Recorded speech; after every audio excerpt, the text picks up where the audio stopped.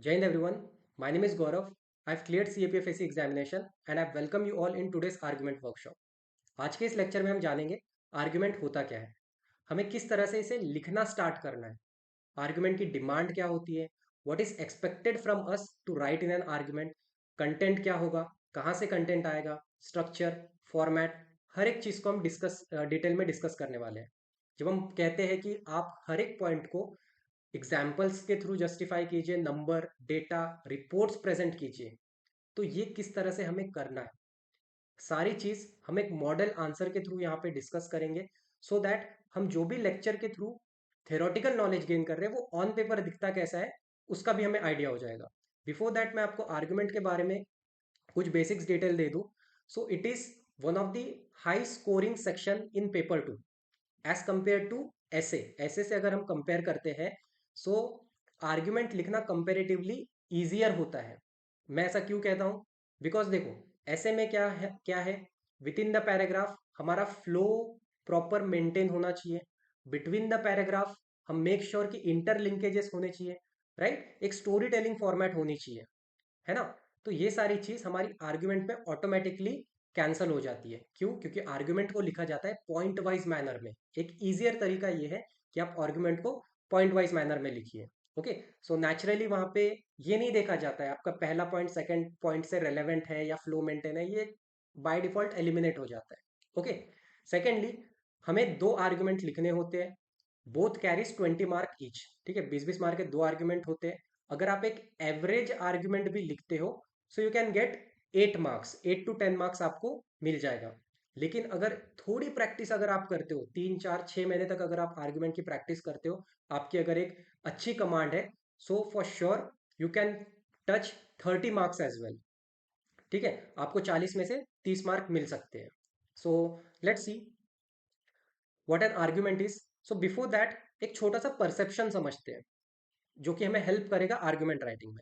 For this person, ये जो wooden sticks यहाँ पे रखी है इसे 4 दिखती है, लेकिन ये पर्सन आर्ग्यू करता है कि नहीं, ये तो 3 है।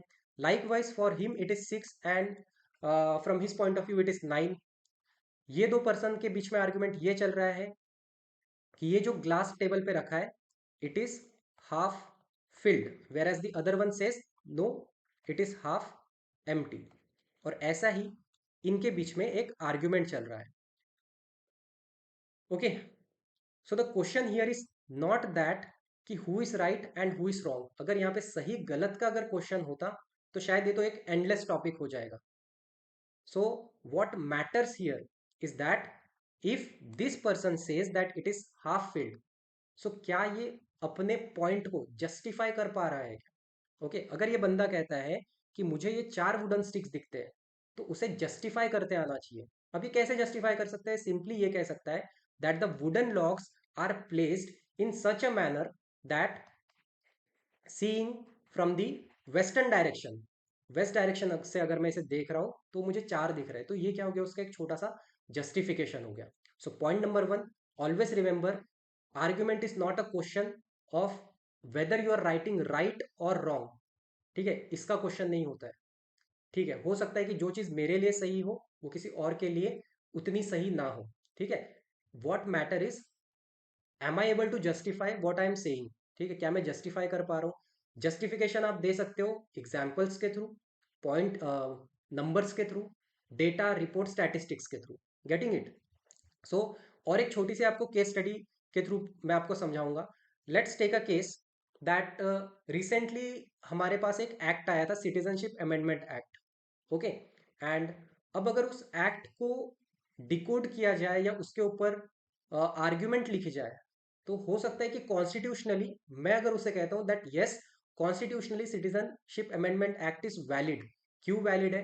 बिकॉज जो हमारे नेबरिंग कंट्रीज में जो परसिक्यूटेड माइनॉरिटीज है वो उन्हें बेनिफिट देता है। ठीक है, और हमारा कॉन्स्टिट्यूशन भी ये कहता है कि माइनॉरिटीज को हमें उनके राइट्स दिलाने हैं। वेर एज सेकेंड पर्सन के पॉइंट ऑफ व्यू से citizenship amendment act it is not valid. ठीक है, वो पीपल के फेवर में नहीं है, सिटीजन्स के फेवर में नहीं है। वाई?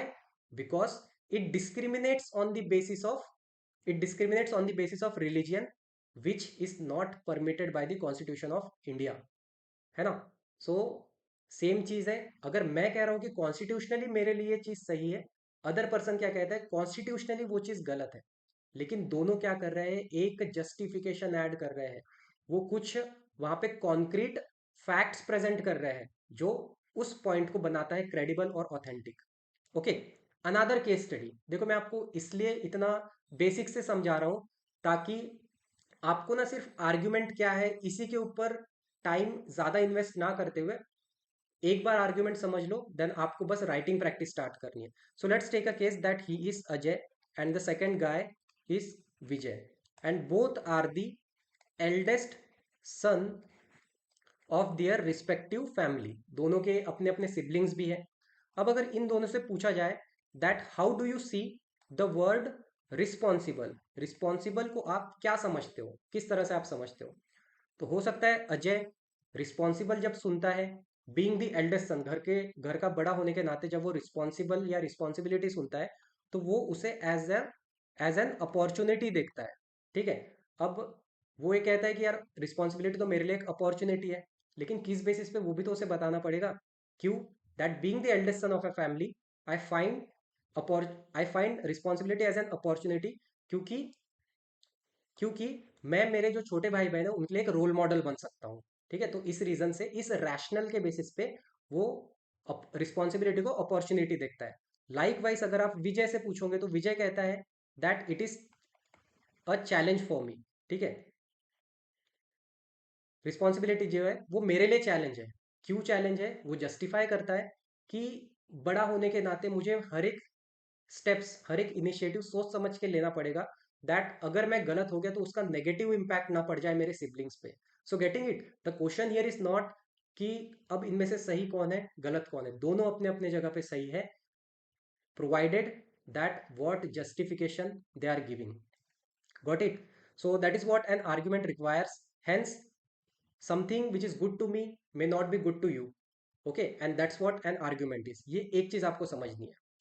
कोई भी, जब हम सीएपीएफ का आर्गुमेंट अटेम्प्ट करते हैं तो क्या रिक्वायर्ड होता है, हमेशा आपको ये 5 चीजें याद रखनी है, that whatever you are writing make sure you are writing very crisp and clear argument without any confusion and complexity. किसी भी कंफ्यूजन कॉम्प्लेक्सिटी को ऐड किए बिना आपको प्रिसाइसली जो पूछा है उसे ही एड्रेस करना है। ओके, जैसे कि क्या होता है ना, जब हम ऐसे लिखते हैं तो ऐसे में जैसा मैंने आपको बताया कि कुछ चीज़ों का ध्यान रखना होता है, दैट हमारा जो पैराग्राफ्स है उसमें प्रॉपर लिंकेजेस होने चाहिए, जो हमारा सेंटेंस स्ट्रक्चर है वो बहुत अच्छा होना चाहिए, पैराग्राफ में विद इन द पैराग्राफ एक फ्लो मेंटेन होना चाहिए, है ना। ये सारी चीज आर्ग्यूमेंट में बाय डिफॉल्ट एलिमिनेट हो जाती है। ठीक है, we don't need to set any narrative, हमें कोई नैरेटिव सेट करने की जरूरत नहीं है ना। हमें बस सिंपली पॉइंट देना है और बताना है दैट इस रीजन से आई एम इन फेवर, इस रीजन से I am in favour. Okay, secondly secondly जो भी हम लिखेंगे मेक श्योर हमें स्ट्रक्चर अच्छे से पता हो। स्ट्रक्चर अभी मैं डिस्कस करने वाला हूँ। Okay, so what comes under good presentation, good presentation में बस सिंपली ये आता है that whatever you are writing make sure कि आप उसे नीटली लिखो। आप जो भी लिख रहे हो वो पढ़ने में ज़्यादा प्रॉब्लम ना हो। ठीक है, कुछ कुछ स्टूडेंट्स होते हो बहुत ज़्यादा ऐसा बारीक लिखेंगे कि समझ में नहीं आता है, तो ये चीज़ मत करो। यहाँ पे तो हमें कुछ टेक्निकल डिटेल्स की भी ज़रूरत नहीं है। इट्स सिंपली कि अगर मैं कुछ लिख रहा हूँ तो वो सामने वाले को क्लियरली समझ में आ जाए। नेक्स्ट वन आएगा यहाँ पे, नेक्स्ट दैट अगर आप कुछ चीज़ों, कोई भी पॉइंट को अगर प्रूव करना चाहते हो वहाँ पे आप फैक्ट प्रेजेंट करो, एग्जाम्पल्स के तौर पे समझाओ। ठीक है, इंफॉर्मेशन, डेटा, कुछ नंबर्स के थ्रू अगर आप समझाओगे तो चीज़ें समझने में ईजी जाती है। Getting it? नेक्स्ट आएगा स्ट्रक्चर। स्ट्रक्चर क्या होना चाहिए हमारा? ऐसे को आप पॉइंट वाइज में लिखते हो क्या? नहीं, वो उसका फॉर्मेट ही नहीं है। लाइक वाइज हमारे आर्ग्यूमेंट का भी एक फॉर्मेट है। So the simplest format to follow in argument is to write it point wise manner में लिखो। Point number 1, point number 2, point number 3, point number 4, done. ठीक है, then argument against point number 1, point number 2, point number 3, point number 4। ठीक है, done. इस तरह से हमें एक स्ट्रक्चर मेंटेन करते आना चाहिए। नेक्स्ट आता है हर एक चीज को रिलेवेंट एग्जाम्पल्स से हमें जस्टिफाई करना है। जो भी टॉपिक है, जो भी हमें स्टेटमेंट दिया जाए उसके अराउंड लिखना है। ठीक है, बहुत ज्यादा इधर उधर की बातें नहीं करनी है। ठीक है, जनरली क्या होता है ना, मैं कहना ये चाह रहा हूँ कि जब हम नैरेटिव सेट करते हैं, नैरेटिव सेट करने का मतलब ये है कि अगर मैं ये कहूँ कि what India's recent achievement in space sector, अगर ये टॉपिक है, ओके, तो अगर ऐसे की बात आएगी तो ऐसे में हम कैसा एक फ्लो मेंटेन करना है, तो we will try that India ने 1947 में इंडिपेंडेंस हासिल की, तो बहुत सारी हार्डशिप्स थी, हमारी एडवर्स कंडीशंस थी, ठीक है। तो ऐसे करते करते करते फाइनली आज हम उस लेवल पे पहुंच चुके हैं कि पूरा वर्ल्ड इंडिया की तरफ देखता है, ठीक है, when it comes to space technology, ठीक है। तो मैंने इंडिपेंडेंस हिस्टोरिकल बैकग्राउंड का मुझे यहाँ पे रेफरेंस देना पड़ रहा है, that's what we do in ऐसे राइटिंग। लेकिन सेम चीज के ऊपर मुझे अगर आर्गुमेंट लिखना हो, that recent achievement of ISRO, तो मुझे ये बताने की ज़रूरत नहीं है कि 1947 में हमारे पास रिसोर्सेस नहीं थे, इंडिया जस्ट इंडिपेंडेंस मिली थी ना। हम क्या बोलेंगे, अचीवमेंट के बारे में पूछा है ना, गिनाओ उन्हें अचीवमेंट कि पिछले महीने हमने स्पेस डीएक्स के ऊपर वर्क किया है, ठीक है, हम गगनयान मंगलयान इन सब के ऊपर काम कर रहे हैं, हमें अचीवमेंट्स गिनानी है। So getting it, whatever it is, talk precisely to the point, okay. So let's see कि हमारे अब तक के जो प्रीवियस ईयर के जो आर्ग्यूमेंट्स रहे हैं वो कहाँ से आया है, क्या क्या पूछा गया है, सोर्स क्या रहा है, okay. So will see, so this is of 2024। अब ना इसे एक बार रीड करके आप देखो, right argument for and against each on the following statements, ठीक है। सो कोई भी हमें रैंडम स्टेटमेंट दिया जा सकता है, और हर एक स्टेटमेंट को हमें हमें बताना है कि if it is what are the positive sides and what are its negative side, या कौन सी चीज फेवर में है, कौन सी चीज अगेंस्ट में है, right. So basically argument, it is the it is the expression और it is the test of our analytical thinking, ठीक है। हमारी एनालिटिकल थिंकिंग यहाँ पे शो होती है कि हम लॉजिकली हर एक चीज को प्रॉपर देख सकते हैं कि नहीं है, दोनों साइड, हर एक सिक्के के दो पहलू हमें पता होने चाहिए, राइट। सो जो हमारा पहला टॉपिक था, classical literature should be component of curriculum, then house work is a unpaid labour. So बहुत सारे स्टूडेंट्स ये भी कहते हैं कि सर आजकल तो अनकन्वेंशनल टॉपिक आ रहे हैं, ओके। सो यार सिंपली देखो, उन्हें आप इस तरह से ना, पहली चीज तो कैटेगराइज मत करो या एज्यूम मत करो कि जो मैं प्रैक्टिस कर रहा हूँ वो ही पेपर में आएगा। इस माइंडसेट से जाओगे तो ऑब्वियसली आप तो वही ढूंढोगे जो आपने पढ़ा है। लेकिन अगर आपको पता है कि कोई भी टॉपिक आए, मेरा ब्रेन तो इतना वर्क करता है अब कि मुझे दोनों साइड्स दिखती है, तो आप यहाँ पे प्रॉपरली इसे लिख सकते हो, ठीक है। नेक्स्ट कुछ क्वेश्चंस देखेंगे हम। 2023 के पेपर में आया था that genetically modified crop are essential for food sufficiency, capital punishment is deterrent for heinous crime, okay. अब जब भी हम आर्ग्यूमेंट की प्रिपरेशन करते हैं तो हम स्पेसिफिक आर्ग्यूमेंट की प्रिपरेशन नहीं करते। हमने पेपर वन में बहुत सारे सब्जेक्ट्स पढ़े, history, geography, polity, constitution, economy, है ना, उनका यूज हमें यहाँ करते आना चाहिए। अगर आपको यहाँ पे कैपिटल पनिशमेंट दिखता है, आपको पता होना चाहिए, आप यहाँ पे फंडामेंटल राइट्स की बात करो, आप यहाँ पे ह्यूमन राइट्स की बात करो, ठीक है। करंट अफेयर में हमें बहुत सारी चीजें देखने को मिलती है, ओके। हर एक चीज को आप किस तरह से यूज करते हो वो ज्यादा यहाँ पे मैटर करेगा आपका, ठीक है। सिर्फ आर्ग्यूमेंट में ही नहीं, in your entire paper two, ऐसे आर्ग्यूमेंट और रिपोर्ट में, क्योंकि ऐसी इंडिविजुअल स्टडी नहीं होती है, इंडिविजुअल ऐसे को प्रिपेयर नहीं किया जाता है, इंडिविजुअल आर्ग्यूमेंट रिपोर्ट की लिए पढ़ाई नहीं की जाती है।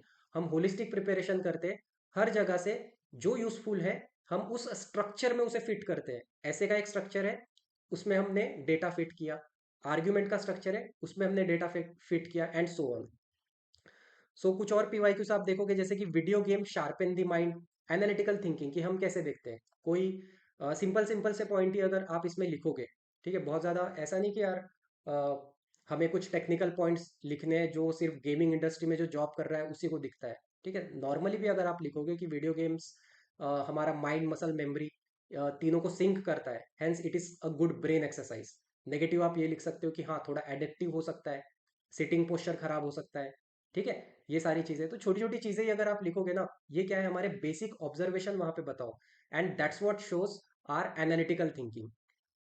Next, election in state should be held simultaneously, हम पढ़ते हैं वन नेशन वन इलेक्शन पढ़ते हैं, राइट। तो वो चीज आप यहाँ पे यूज कर सकते हो। मोस्ट इंपॉर्टेंट, अब हम यहाँ पे देखेंगे कि हमारे आर्ग्यूमेंट का स्ट्रक्चर क्या होना चाहिए। So let's take a case कि जो भी हमारा टॉपिक है, हमें क्या करना है, उस टॉपिक को 3 से 4 लाइन में, ठीक है, 3 से 4 लाइन बोलो, या आप 30-40 वर्ड्स बोल लो, ठीक है। 3 to 4 लाइन में 30-40 वर्ड्स में हम क्या करेंगे, उसका एक छोटा सा इंट्रोडक्शन देंगे, ठीक है।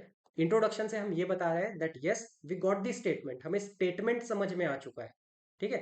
और हम उसे ब्रीफली यहाँ पे एक्सप्लेन कर देंगे उस स्टेटमेंट को।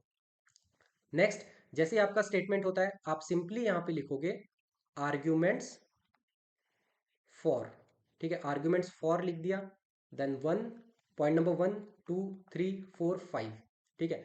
मैक्सिमम आप 5 पॉइंट्स दो, मिनिमम मेक श्योर कि आप 4 पॉइंट्स दो, ठीक है। Minimum 4, maximum 5। मैं ये एडवाइस बिल्कुल नहीं करूंगा कि आपको 6 पॉइंट लिखने हैं। क्यों नहीं लिखने हैं यार, हमें ना टाइम के अंदर हर एक चीज को मैनेज करनी है, हमारे पास वर्ड लिमिट है, ठीक है। make sure that we are not writing beyond 300 words. why? because 20 mark का एक आर्ग्यूमेंट है, एक ऐसे भी 20 मार्क का होता है जो हमें 300 वर्ड्स लिखने कहता है। Same for argument, okay. कितने पेजेस मिलते हैं हमें आर्ग्यूमेंट्स के लिए भी? हमें एग्जाम में 3 पेजेस मिलते हैं, 3 पेजेस मिलेंगे। So word limit, pages, okay. रही बात टाइम की, कितना टाइम में फिनिश हो जाना चाहिए? Make sure in the exam hall, in the exam hall हमारा 15 to 18 मिनट्स में, 15 to 18 मिनट्स में एवरेज, ठीक है। एवरेज 15 to 18 मिनट्स में हमारा एक आर्ग्यूमेंट हो जाना चाहिए, okay. So coming back to structure, introduction दे दिया हमने 3 से 4 लाइन का, 30 to 40 words maximum, not beyond that. 30 words का भी दोगे fine enough. Then arguments favour में, देन आर्ग्यूमेंट्स अगेंस्ट, सिंपली इतनी ही हेडिंग डालनी है। आप चाहो तो और डिटेल में लिख सकते हो, बट अल्टीमेटली हमें ये हेडिंग लंबा लिखने में या हेडिंग छोटा लिखने पे मार्क नहीं मिलेगा। हमारा जो मेन मार्क आएगा वो आएगा इन 5 पॉइंट से, जो मैं फेवर में लिख रहा हूँ और जो मैं अगेंस्ट में लिख रहा हूँ। And how I will end it up, I end with some conclusion, ठीक है। एट द एंड मैं लास्ट में 2 से 3 लाइन का एक कंक्लूजन लिख दूंगा, ठीक है, या मैं टॉपिक को समराइज कर दूंगा। इन दी कंक्लूजन, कंक्लूजन में एक चीज आपको याद रखनी है that we are not giving, we are not taking any side. हमें टॉपिक का साइड नहीं लेना है, कोई भी टॉपिक हो सकता है। हमें ये नहीं कहना let's take a case population, boon और बेन, अगर ये टॉपिक है तो हमें ये, हम डिक्लेयर नहीं करेंगे that yes population is a boon, या हम डिक्लेयर नहीं करेंगे कि yes population ultimately is a bane for our democracy. No, इससे क्या शो होता है कि हमने कोई ना कोई एक साइड ले ली है, तो वो हमें नहीं करनी है, ठीक है। हमारा कंक्लूजन कैसा होना चाहिए? एक बैलेंस कंक्लूजन होना चाहिए। बैलेंस कंक्लूजन क्या होगा, वो हमें ज्यादा बेटर जब हम आंसर्स डिस्कस करेंगे उसके थ्रू मैं आपको समझाऊंगा। सो ओवरऑल, ओवरऑल हमारा स्ट्रक्चर क्या होगा, इतना आपको याद रखना है। इंट्रोडक्शन देंगे, कितना? 30 to 40 words, 3 to 4 line. Next, छोटी सा हेडिंग डाल दिया arguments for, point number 1 2 3 4 5। Minimum कितने पॉइंट आप लिखोगे? मिनिमम आप 4 पॉइंट्स लिखोगे, ठीक है, मिनिमम 4 पॉइंट। मैक्सिमम कितने पॉइंट लिखोगे? 5 पॉइंट्स ईच, ओके। 6 पॉइंट मत लिखो, ओवर राइटिंग भी नहीं करनी है और अंडर राइटिंग भी नहीं करनी है। नेक्स्ट, छोटा सा हेडिंग डाला आर्ग्यूमेंट अगेंस्ट 1 2 3 4 5। हाँ, और एक चीज, जनरली क्या होता है, कभी कभी होता है कि हम 5 पॉइंट हमने अगेंस्ट में दे दिए और 5 पॉइंट, 4 पॉइंट हमने फेवर में दे दिए। सो उतना इम्पैक्ट नहीं होता है, बट मेक श्योर यार कि अगर हम 4 पॉइंट फेवर में लिख रहे हैं ना, तो हम 4 पॉइंट ही अगेंस्ट में लिखे। अगर हम 5 पॉइंट फेवर में लिखे तो 5 पॉइंट अगेंस्ट में लिखे। And this is what is the part of a good presentation, ये शो करता है कि हमारा प्रेजेंटेशन अच्छा है। Getting it? And in the and हम उसे कंक्लूड कर देंगे। कंक्लूजन कैसा?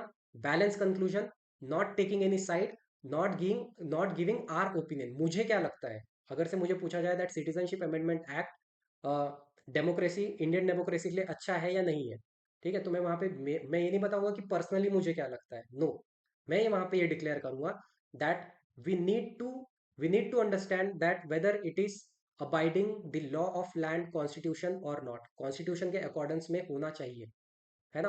तो यहाँ मैंने ना ये डिक्लेयर किया कि अच्छा है, ना ये डिक्लेयर किया बुरा है, कॉन्स्टिट्यूशनली सही होना चाहिए। So this is what a balance conclusion we call.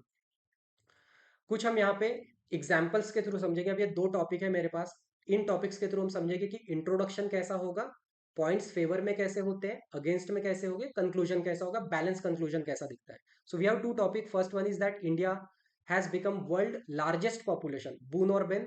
Second, does India need OTT regulation? So we'll understand the introduction first. ठीक है, इंट्रोडक्शन में हमें कैसे क्या शो करना है। अब इस स्टेटमेंट को जब हम पढ़ेंगे तो अब स्टेटमेंट में ऐसी कोई चीज है नहीं जिसे मैं डिस्क्राइब करूं। ठीक है, इंडिया को क्या डिस्क्राइब करेंगे हम, पॉपुलेशन की क्या डेफिनेशन देंगे क्या, नहीं, ये बहुत ही ज्यादा बेसिक है, ये नहीं करना है। आप वहां पे एक रिपोर्ट बता दो कि यस हाँ, इंडिया वर्ल्ड का लार्जेस्ट पॉपुलेशन बन चुका है, उसने चाइना को सरपास कर दिया as per this report, right. So we have written UNDP state of world population report 2023 has recently announced that India has become the most populated country, surpassing China. It gives us the citizen an opportunity as well as criticism. ये हम citizens को एक opportunity भी present करता है और criticism भी present करता है कि हम इसका maximum output कैसे ले सकते हैं। ठीक है, वो हमारे ऊपर डिपेंड करेगा और वही हम यहाँ पे डिस्कस करेंगे। So we are only discussing the introduction part. देखा हमारा इंट्रोडक्शन कैसा होगा, सिंपल सा। Next, does India need OTT regulation? India को ओटीटी रेगुलेशन की जरूरत है क्या? अब अगर आपके पास अगर कुछ डेटा है तो आप उसके थ्रू समझाओ, नहीं है तो नॉर्मली हमें क्या समझ में आता है ओटीटी के थ्रू। ठीक है, तो simply I have written over the top and remember here I have not given any technical definition of OTT. OTT की मैंने कोई विकीपीडिया पे सर्च करके डेफिनेशन नहीं दी है, मैंने उसका मतलब समझाया है कि ओटीटी से समझ में क्या आता है। सो OTT, commonly known as over the top, are the online platform where one can watch movies, web series and other streamings over the internet bypassing the pre-scheduled show on television. That's all. मैंने simply वहां पे बताया है कि OTT क्या है। सो इस तरह से हमारा इंट्रोडक्शन होगा। ओके, अब हम यहाँ पे डिस्कस करेंगे कि फॉर में किस तरह से पॉइंट होंगे, अगेंस्ट में किस तरह से पॉइंट होंगे, एग्जाम्पल्स, डेटा, फैक्ट कैसे हमें यूज करना है, और आपको ये भी देखना है कि हर जगह यूज कर रहे हैं क्या। ठीक है, बिकॉज यार it's very tough that with in a stipulated time हमें सारी चीज वहां पे याद आए। सोचने का अलग से टाइम तो होता नहीं है, साइमल्टेनियसली हमें लिखना भी है और हमें चीजें याद भी आनी चाहिए। Okay, so the topic is India has become world largest population, boon और बेन। इंट्रोडक्शन अभी आपने देख लिया है कि कितना प्रिसाइज इंट्रोडक्शन हमें रखना है। मार्क किस पे मिलने वाले हैं, इन पॉइंट्स के ऊपर मिलेंगे। इंट्रोडक्शन और कंक्लूजन लिखने का पर्पस क्या है, it is a part of structure, वो प्रेजेंटेशन का पार्ट हुआ। Okay, so point number 1, simply argument for, surely India is the most populated but more than 65 of its population is in the age group of 15 to 35. That is an youthful population which could be an asset for the country. Okay, तो हमने क्या बताया है कि हाँ population तो बहुत ज़्यादा है, लेकिन यही यूथफुल पॉपुलेशन हमारा एसेट बन सकता है, इस वजह से it is a point in favour. Likewise India is a developing country, developing country होने के नाते it requires a workforce for faster infrastructure development where this demographic dividend would prove to be a blessing as laborer can be available at a cheaper rate. Getting it? Developing country होने के नाते हमारे पास बहुत सारे sectors है, बहुत सारी industries है जहाँ पे हमें ह्यूज लेबर फोर्स की, वर्क फोर्स की जरूरत पड़ेगी, एंड हेंस इस रीजन से भी it is boon to us कि जो भी हमारे टारगेट्स है, इंफ्रास्ट्रक्चरल डेवलपमेंटल टारगेट है, वो हम विद इन टाइम अचीव कर सके। Third point what we have written, the population pyramid shows soon India is going to enter into negative growth by 2060 तक तो हम नेगेटिव ग्रोथ में पहुंच जाएंगे in terms of population. Thus, boom in population is required to carry on momentum that the country will be gaining in the next 3 decades. Got it? Next, point number 4. Larger population provide larger market, and larger market demand accommodation of more entrepreneurs, which ultimately creates a healthy competition and job. अब point number 4 में आप देखो, क्या मैंने यहाँ पे कोई बहुत ही हैवी एग्जाम्पल या कुछ डेटा, कुछ नंबर्स प्रेजेंट किया है कि नहीं? In every point it is not possible. अगर आप एक आर्ग्यूमेंट में एक दो फैक्ट भी, एक दो पॉइंट में भी अगर फैक्ट एग्जाम्पल यूज करते हो, फेयर इनफ। ठीक है, इट मीन्स दैट हमने वो आर्ग्यूमेंट को अच्छे से अटेम्प्ट किया है। हर जगह लिखना it is not possible. Okay, argument in against, if the growth in population is not balanced by the creation of job, it may lead to a large section of mass into poverty. तो मैंने क्या बताया कि population बहुत ज़्यादा होने के वजह से अगर हमने उतनी एम्प्लॉयमेंट या अपॉर्चुनिटी क्रिएट नहीं की तो हम पॉवर्टी में जा सकते हैं। Again, no fact, no example, no data. I am not saying that what I have written is the perfect one, ठीक है। लेकिन मेरा पर्पस ये है कि आप भी परफेक्शन के ओर मत भागो। आप जो भी लिख रहे हो क्रिस्प और क्लियर लिखो, ठीक है। Various sectors like education, health and other would be overburden to meet the demand of population, ultimately lead to distribution of quality of service provided. आपने देखा होगा गवर्नमेंट के बहुत सारे गवर्नमेंट स्कूल्स होते हैं, कॉलेजेस होते हैं, हॉस्पिटल्स होते हैं, पॉपुलेशन बहुत ज़्यादा बढ़ जाएगी तो केटर करना पॉसिबल नहीं हो पाएगा, ठीक है। या हम ये कह सकते हैं कि क्वालिटी में कॉम्प्रोमाइज हो सकता है। Point number 3, land is limited on earth to meet the livelihood and basic living. It is obvious the increasing population pressure would compensated by the clearance of forest, ठीक है। पॉपुलेशन बढ़ेगी, land की demand बढ़ेगी, हमें forest clear करना पड़ेगा, then environmental imbalance create होगा। Food security is one of the main concern with the increase in population. Services like PDS would be compromised to meet the larger section. This may lead to rise in prices of for grain at PDS shops.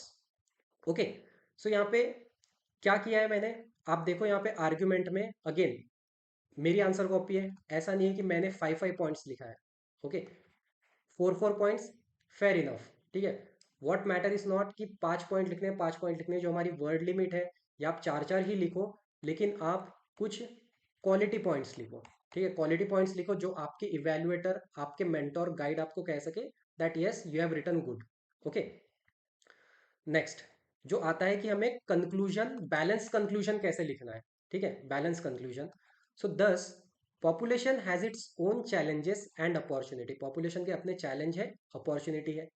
It is in are interest, ये हमारे हित में हमें देखना है कि हम कहाँ देखना चाहते हैं। Okay, robust infrastructure with upskilled workforce should be primary focus to tap the most of demographic dividend, ठीक है। हमारा मेन फोकस क्या होना चाहिए, हमारा डिस्कशन इस पे नहीं होना चाहिए पॉपुलेशन बून है या पॉपुलेशन बेन है। हमें ध्यान देना है एम्प्लॉयमेंट क्रिएशन पे, इंफ्रास्ट्रक्चरल डेवलपमेंट पे, सो दैट हम हमारे डेमोग्राफिक डिविडेंड, जो हमारी पॉपुलेशन चैलेंज है, उनको हम अपॉर्चुनिटी में यूज कर सके, ठीक है। सो इस तरह से हमने डायरेक्टली कोई साइड नहीं ली है, ठीक है। हम डायरेक्टली ये नहीं कह रहे कि यस पॉपुलेशन हमारे लिए बहुत ज़्यादा एडवांटेज है, पॉपुलेशन हमारे लिए बहुत ज़्यादा डिसएडवांटेजेस है, नहीं, ठीक है। Indirectly you have to be balance, you have to be diplomatically correct, आपको डिप्लोमेटिकली करेक्ट होना है। आपको ये नहीं बताना है as a individual what you think, ठीक है। So no, first of all no biasness, no personal opinion, ठीक है। पर्सनल ओपिनियन हम यहाँ पे प्रेजेंट नहीं करेंगे, ठीक है। मैं आपके साथ और एक यहाँ पे डिस्कस करना चाहूँगा, ठीक है। और एक कंटेंट मैं आपके साथ डिस्कस करना चाहूँगा। सो इट इज़ ऑफ, ठीक है, ये जो कॉपी हम डिस्कस कर रहे हैं, ये कॉपी है AIR 30 who got 111 marks in paper 2, ठीक है। पेपर 2 में 111 मार्क्स इन्हें मिले हैं, और this is one of the highest mark in paper 2 in 2023। So topic समझो, law and order can be maintained without use of physical force, ठीक है। Law and order can be maintained without the use of physical force. ध्यान देना है हमें, ठीक है। Introduction समझना है, ये हम जो लेक्चर देख रहे हैं हम चीज़ों को समझने के लिए, हमारे डाउट क्लियरेंस के लिए कर रहे हैं। So state is responsible for maintaining law and order as part of social contract signed by people. It is debatable whether physical force should be used. Got it? तो देखा, मतलब इंट्रोडक्शन हमने बस बताया that yes we understood the topic, हमें topic समझ में आ चुका है। Now we are ready to have discussion on this argument और ऑन दिस स्टेटमेंट, ठीक है। अब argument in favour of above statement, law obeyance by citizen prevent use of physical force, ठीक है। अब क्या होता है ना, जो बहुत ज़्यादा सोचेगा वो परफेक्शन के पीछे भागेगा और वो लिखेगा ही नहीं। वही सोचेगा कि यार 4 5 लाइन तो मेरी बन नहीं रही है, ठीक है यार, प्रैक्टिस के थ्रू बनेगा, ठीक है। अदरवाइज अदरवाइज सोचते रहोगे तो सोचते ही रह जाओगे। So law obeyance by citizen prevents use of physical force. I am not saying कि आपको ऐसा एक स्टेटमेंट ही लिखना है, एक सिंगल लाइन लिखना है, नहीं, आप उसे और थोड़ा एक्सप्लेन कर सकते हो, ठीक है। Focus on reformation instead of punishment cause positive spill over effect. Example, ठीक है, for example in UP prison to be renamed as sudhar ghar, getting it. तो इन्होंने ये जो पॉइंट यहाँ पे लिखा है उसको अब इन्होंने ऐड किया है, ठीक है, उसको उन्होंने यहाँ पे एक एज दिया है एग्जाम्पल्स के through. Next, educated and mature society relies more on ethical value than physical force. Again a single line, I am saying कि थोड़ा और आप एक्सप्लेन कर सकते हो, but in the worst case चलेगा, ठीक है, just try to finish it up, try to give, try to present your point very concise and precisely, ठीक है, कंसाइसनेस एंड प्रिसाइसनेस हम यहाँ पे सीख सकते हैं। हम ये नहीं सोच रहे कि जो मुझे लिखना है उसको मैं तीन चार, अगर सिंगल स्टेटमेंट में वो चीज़ आप एक्सप्रेस कर सकते हो, so no need to use unwanted statement. Okay, soft conflict resolution method available like arbitration, conciliation. Tribal method evoke community bond, harmony rather than physical punishment. Example of archaic using song devil to resolve. I am unable to read it. Okay, then argument against above statement, simply argument against above statement. Point number one, physical force creates deterrence in case of heinous crime. Example, ठीक है, क्या समझना है, देखो first of all इतना भी छोटा नहीं रखना है कि आप एक लाइन में ही लिख रहे हो। हम यहाँ पे समझ रहे हैं कि प्रिसीशन, कंसाइसनेस, टू द पॉइंट बात करनी है, इधर उधर की स्टोरी नहीं सुनानी है। Okay, and same for point number two, example या कुछ नंबर्स आप दे सकते हो। Example, necessary when citizens use violence, okay, as seen in Manipur violence 2023, retributive justice. Okay, and point number 5, and at the end a conclusion. So let us see how balanced the conclusion is. So both argument present a balanced point. Our constitution, Indian penal code and CRPCs lay down limits on physical force.